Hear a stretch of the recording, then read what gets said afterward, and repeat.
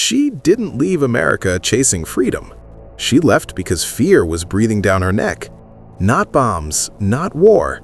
Paper, uniforms, knocked doors.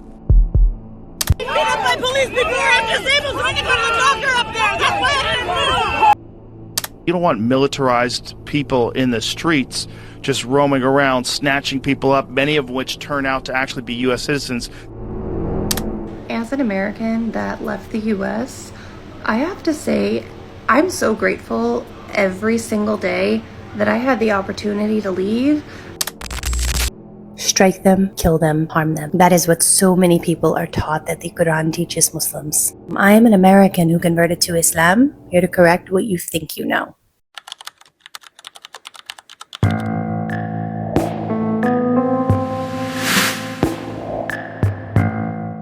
For years, she was told the same story, that safety only lives in the West, that Islam is danger, that Muslim lands are chaos. In Minneapolis, those ICE agents just dragged that autistic woman to the ground. Beat up by police before I'm disabled, so I can go to the doctor up there. That's why I didn't move. I'm going to the doctor up there, she said. That's why I moved.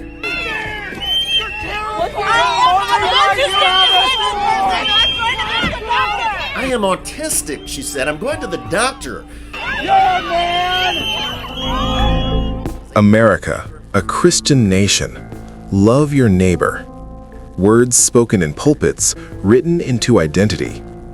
Yet behind the glow of freedom, fear still knocks without sound. Lives shrink over a piece of paper. In a land that claims compassion, people learn to breathe carefully, afraid of sirens, afraid of doors, afraid of the arrest of people without documents. And now, even voices once aligned with power are speaking out, after an American citizen was killed by an ICE agent. You don't want militarized people in the streets just roaming around, snatching people up, many of which turn out to actually be U.S. citizens that just don't have their papers on them. Are we really going to be the Gestapo? Where's your papers? Is that what we've come to? Is that what we've come to? A nation built on freedom where leaving becomes an act of relief. Where safety is no longer something you feel, but something you escape to find. For some Americans, the dream didn't collapse overnight. It slowly became too heavy to carry. And when gratitude is no longer about staying, but about getting out, this is where her story begins. As an American that left the U.S., I have to say I'm so grateful every single day that I had the opportunity to leave, because watching the news coming out of there on a daily basis is horrifying.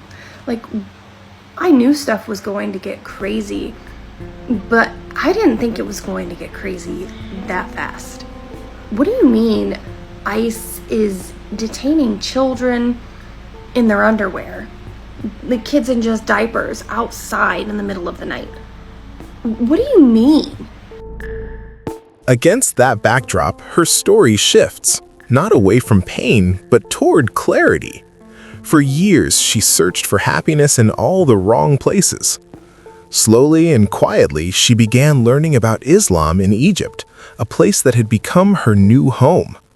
What surprised her most was not restriction, but the dignity Islam gives to women, where value is rooted in purpose, not performance.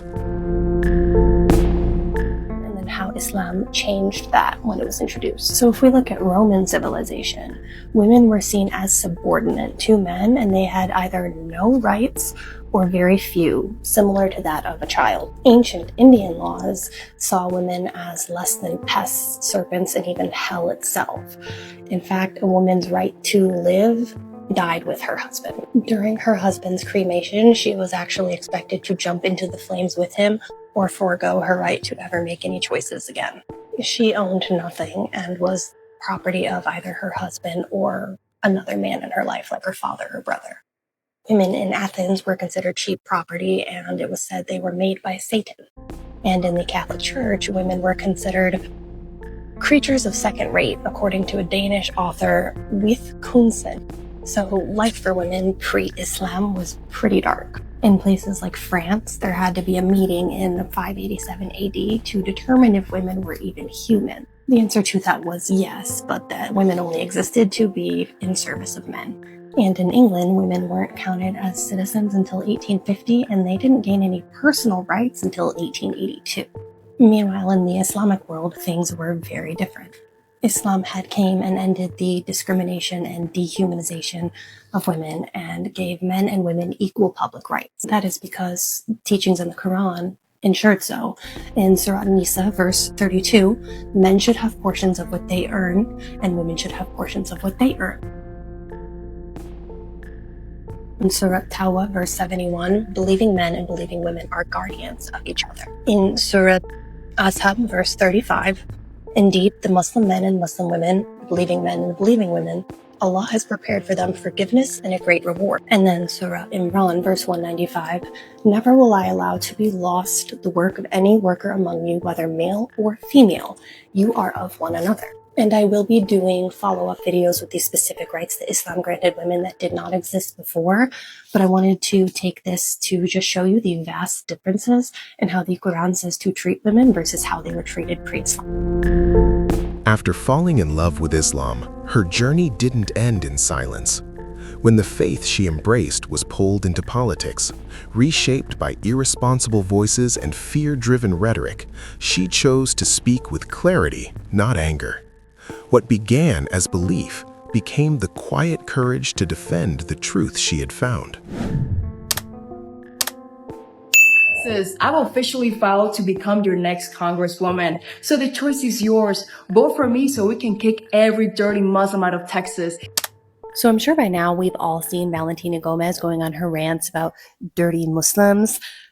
Today I'm going to explain why that stereotype. Islam doesn't just encourage cleanliness, it ties it into the faith. So much so, actually, that it is considered half of the faith. So day-to-day things like showering, doing skincare, brushing your teeth, wearing clean clothes, those are all considered acts of worship when done with proper intention. And then you have the practice of wudu, which is cleaning yourself for prayer 5 times a day. Not only is it instructed for prayer, you're also encouraged to do it after doing things like manual labor or before going to sleep, so you can stay spiritually pure at all times. Oral care is also really important in Islamic teaching and was emphasized long before modern medicine. So things like brushing your teeth, combing your hair, and smelling nice are actually all sunnah. Brushing your teeth was actually almost added in as part of wudu. And it's not just personal care. Keeping a clean home is important for peace and worship as well. So things like doing your dishes, sweeping your floors, and taking out the trash are all acts of worship when done with intention. It's actually documented that Prophet Muhammad took part in the day-to-day care of his home. A clean home is also believed to bring barakah into it. A clean home is a place that angels love. There is a hadith that states, angels are attracted to clean spaces and good scents, while filth drives away tranquility. Which is probably why you don't see very many Muslims that wear outside shoes in the house. So let's stop with the dirty Muslim trope. In Islam, cleanliness isn't just an aesthetic, it's a spiritual practice. Your body, clothes, and home, when you care for them with intention, it's actually ibadah. Her story isn't about leaving one country for another.